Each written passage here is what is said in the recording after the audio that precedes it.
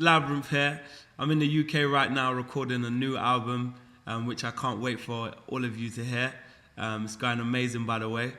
Just firstly want to say thank you to Romeo and Saturday Night Online for having me on the show. And of course, all of you amazing guys for submitting your questions. Let's see what you guys want to know about me.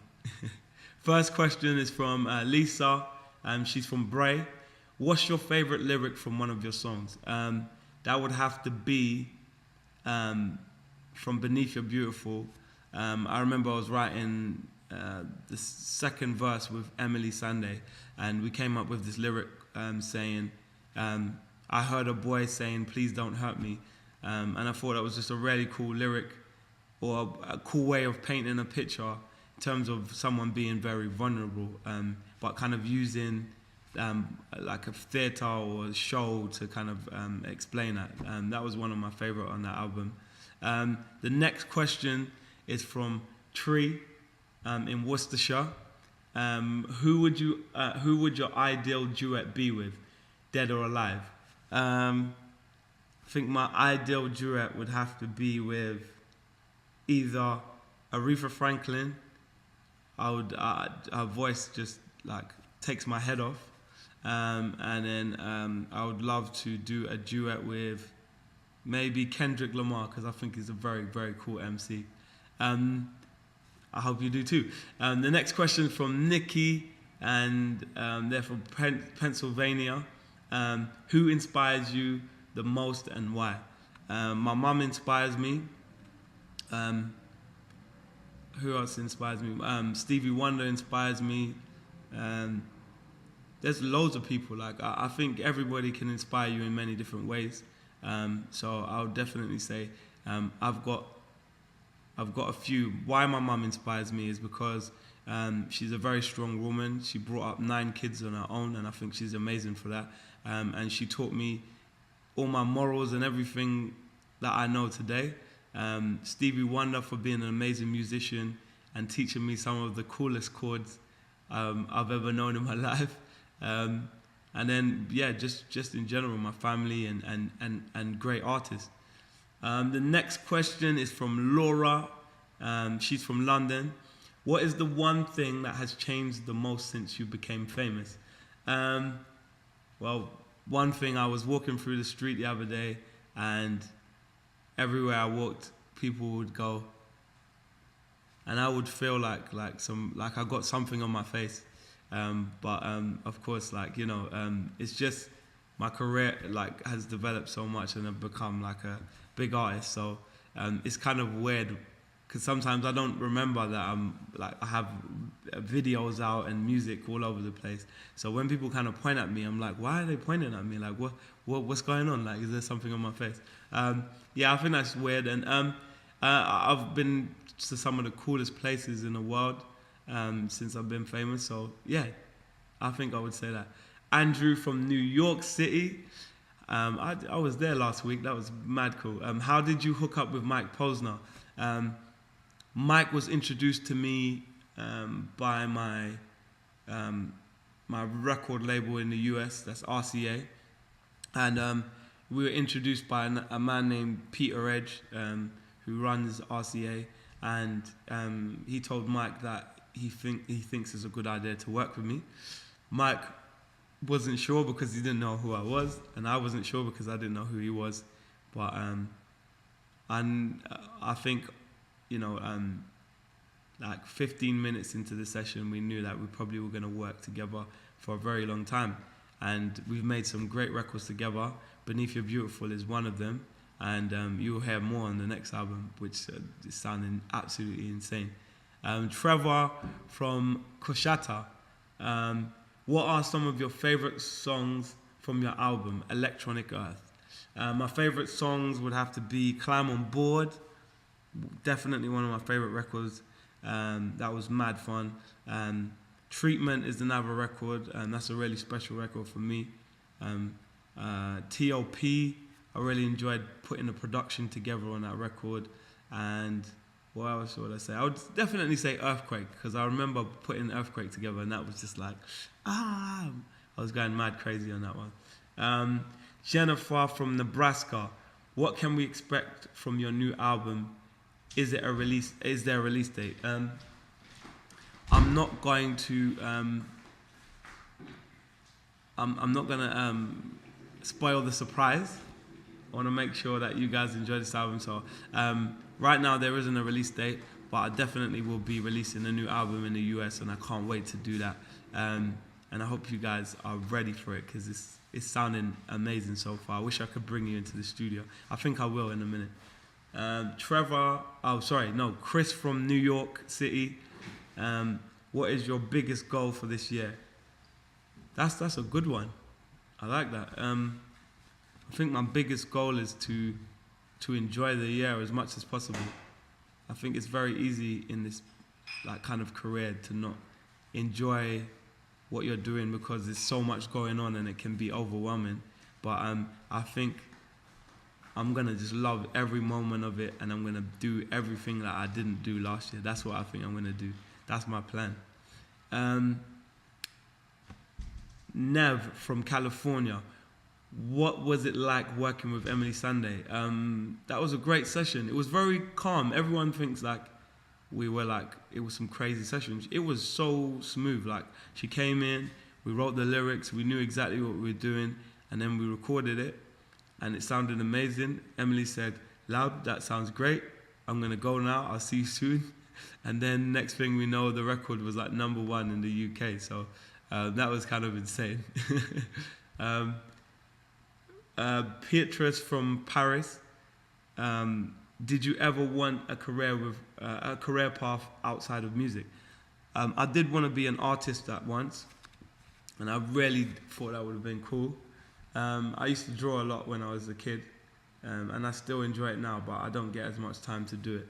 And I don't know, I've lost some of my skills, so I need to work on that. And maybe I also wanted to be,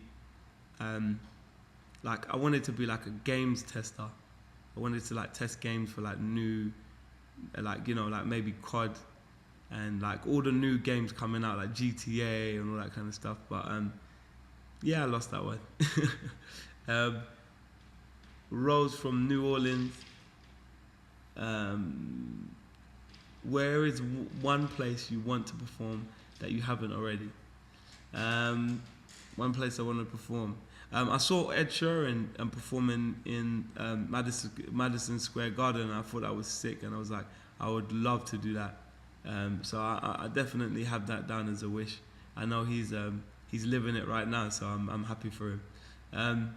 Rick from San Diego. Have you ever forgotten any of your lyrics to your songs while performing? Millions of times. And it's the worst feeling ever. That was, it was quite funny. I've done it, and I've just walked off stage like, oh my God. I remember I was performing at Wango Tango, and I've totally forgot every lyric of Beneath You're Beautiful, and I was just like, I've performed this song so many times, like how could I forget? Like, what was I doing? We've got Sydney from Westchester. What was the most memorable place you have ever performed, and why? Memorable place, I would say, I remember performing, there's been so many shows. There was definitely a memorable moment. There's a festival in the UK called V Festival, and we performed in front of like, I think 70,000 people, and that was insane. That was crazy. That was mad fun. And I just didn't the energy that was just like around, and the vibe that everyone was feeling was just like, it was so massive. It was definitely a memorable moment. And I remember singing a record from my album called Let the Sun Shine, and the sun came out while I was singing it. That was an insane moment, and I think people thought like I was some like wizard or something after that happened. Steph from Columbus. What was the inspiration behind your song Vultures? I think after I started my career, I was in the music business. I was very nervous, and everything was very fresh for me. I was enjoying it, but it was just all new to me, and it was a bit scary. And when you become like a little famous and your name gets bigger, people like to kind of suck your energy and like, you know, they just want to use you. So I think Vultures was that mentality, is that like, you know, a lot of people want to see me. They just want to kind of take from me and instead of like giving me life. So, and vultures are definitely those kind of animals. They're kind of scavengers and they're just waiting for you to fall. So I think that was the kind of idea behind that record. And I was just saying that I'm not going to be there. I'm not going to be that guy. I'm not going to fall down and die. So you should go and find someone else. Are you coming, Sarah from Washington, are you coming to the US anytime soon? I will definitely be in the US, and I can't wait to release some music in the US, some more music in the US. So I'll see you there. Nori from Habuken, if you could design your dream girl, what would she look like and act like? My dream girl, I'm with my dream girl, man. I like brunettes. I think brunettes are hot. But I think there's pretty girls. There's pretty girls from, you know, all over the world and all different colors and creeds. So, yeah, I don't. It depends. It depends. She has to catch my eye. She's got to affect me. So it's not really how she looks and acts. It's just if it feels right at the time. Sophie from Essex, how do you get the crowd going at a festival or gig? How do I get the crowd going when I do a festival or gig? I don't know. I just enjoy myself, and then hopefully people will join in with me. I make sure I stay confident, and I just like to take people on a journey with me when I'm performing. So, hopefully they enjoy that. Vanessa from Austin, what was it like working with Mike Posner? You work together anytime soon? Yeah, we're gonna be working on a new album, like I said, and we've got some records that I can't wait for you guys to hear. Watch out for Notebook. That's what I'm gonna say. Callum from Colchester. Who's that? Oh, it's Mark. That's my manager right there. Callum from Colchester. What artists would you like to work with but haven't had the chance to yet? I'm looking for Kendrick Lamar, so if you find him, tell him to call me. Mick from Boston. If you could only listen to one artist for the rest of your life, who would it be and why? Well, an artist that I think is amazing, Bob Marley, has survived for many of years, and he's a legend. And I think I would just watch this one DVD. There was a DVD of him performing in the Rainbow Theatre in the UK, and I think that's one of the most amazing performances I've seen on a screen, and it affected me even though I was just watching the DVD, like I was there. So I definitely wouldn't mind watching that every day. Mick from Boston. Oh, right, sorry. No, that's Raj from Coventry. When you were touring with Drake, did you have any interesting conversation with him, and did he give you any advice? I did have a bit of interesting conversation with Drake.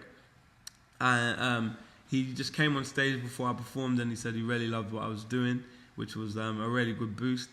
Yeah, we talked about working on a record, but I think we're both very busy. I need to find that guy and hook that up. Well, my manager's in the building. I'm sure he's going to sort that out soon. Colleen from Nashville. If you had to be stranded on a secret island with one person in the whole entire world, who would you pick? My girlfriend, Musla. That's a very easy one. Or maybe my mum. She's cool. Tyler from Omaha. What's your favorite kind of pizza? I keep I'm gonna definitely pepperoni, definitely some spinach, and definitely some pine nuts, and I'm good. I'm 100%. Cole from San Antonio. If you could live anywhere in the world, where would it be? In the studio. Levi from Levi, sorry, from Temecula. What's one of your favorite home-cooked meals that your mum makes?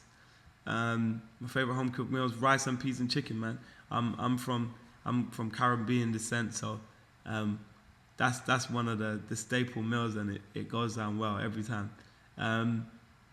Tree, Trey from Newport Beach. How does it feel to have fans that look up to you and admire you? It's really cool, man. I think it's always nice to. I never expected that I would be in that kind of position, and I do kind of I do see it as a responsibility to, you know, I wouldn't say be a role model. I don't have to be a role model, but I do want to pass on positive energy to my fans. So for them to look up to me, hopefully they're getting some positive energy, or, you know, supporting what they're doing. 100%. Brian from Clarksville. Sorry. If you were granted 3 wishes, what would you wish for?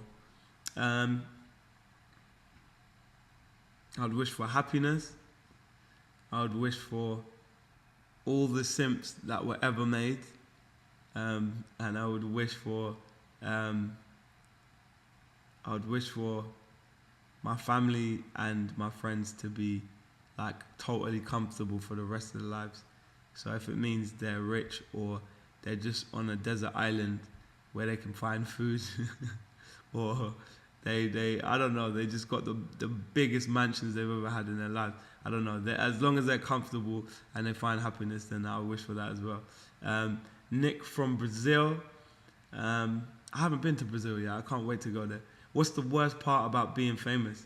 The worst part about being famous is, what would I say?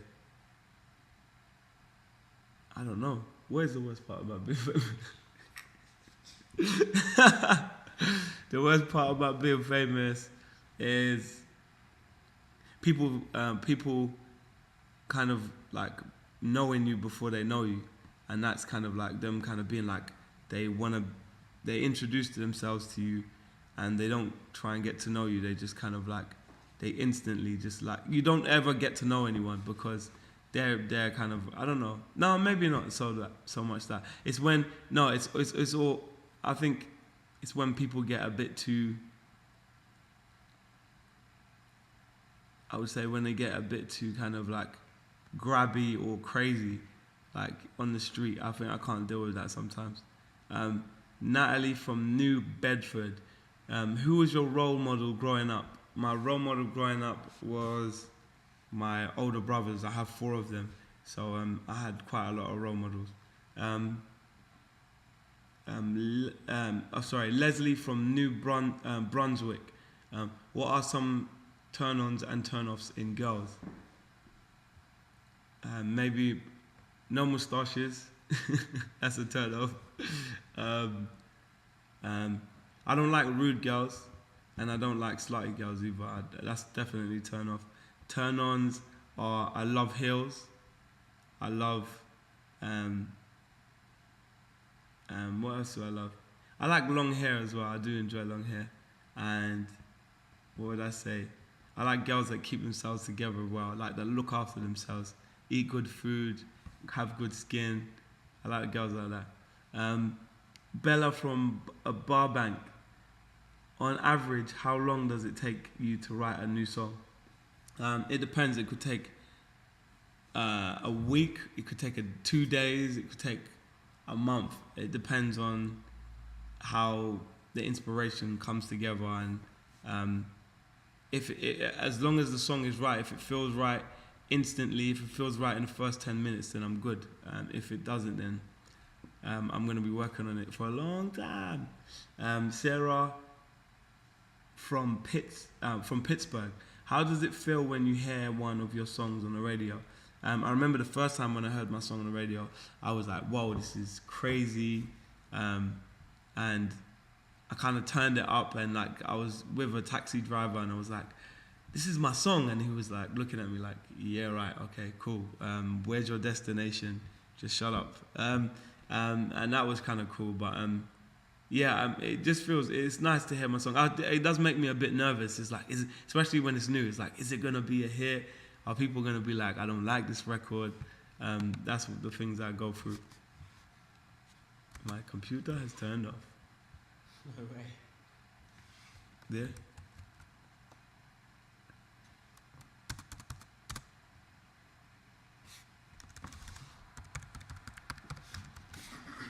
Oh, it's still recording.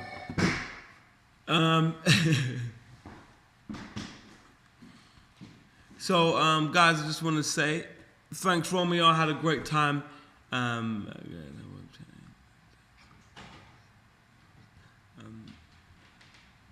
Okay. So I just want to say thanks, Romeo, for having me on the show. I had a great time doing the web chat. And I just want to say thanks to all the fans as well for supporting my records. Of course, Beneath You're Beautiful was out in America. And you guys have been doing a great job of pushing that record. I'll be over very soon.